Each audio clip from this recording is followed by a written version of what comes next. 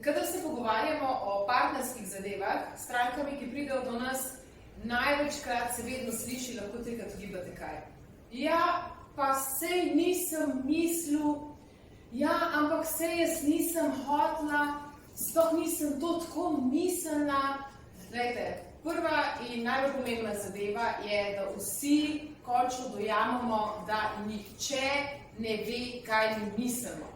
Dokler ne bomo začeli to naslavljati, dokler se ne bomo zavestno odločili, kako bomo ravnali, kako se bomo izražali in da se moramo izražati, potem še vedno puščamo en ogromen prostor, da prihaja do nesoglasij po nepotrebnem, da prihaja do konfliktov po nepotrebnem, da pustimo, da prihaja do uničujoče tišine po nepotrebnem.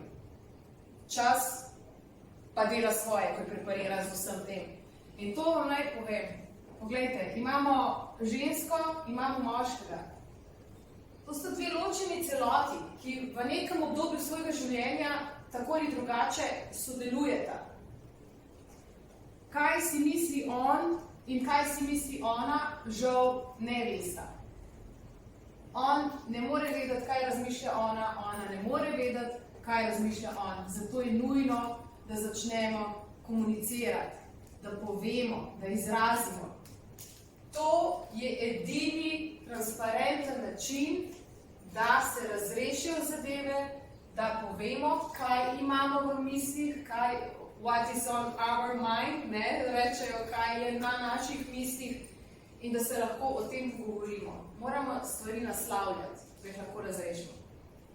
Ker, zapomnite si, dokler se ne začnemo pogovarjati, dokler ne povemo, kako se počutimo, kako čutimo, kaj nam nekaj pomeni, kaj nam ne pomeni, kaj hočemo, česa nočemo, do takrat vse prepuščamo domišljiji partnerja. Prepuščamo mislim partnerja, ki plete neko popolnoma svojo zgodbo, ki, verjemite, je popolnoma drugačna od tiste, ki jo nosite vi sami v sebi in v svoji glavi. Zato dajmo se že na vseh križiščih, ki so nam ponujena, prej odločati, da se bomo zmenili, zato da se izognemo morebitni katastrofi, ki zaradi česarkoli že, pomanjkanja komunikacije, prihaja.